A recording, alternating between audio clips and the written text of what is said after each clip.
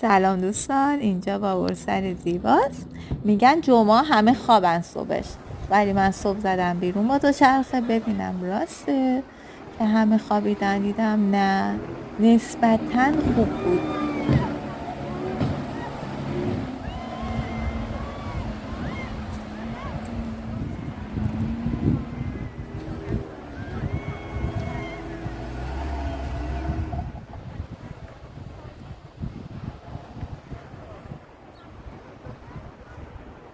بعد دارن برج میسازن دور تا دور رودخونه و دریا. یه بار باید برن قیمتاشون رو براتون در بیارم.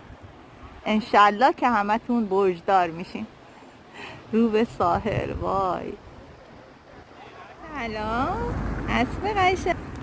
ای جان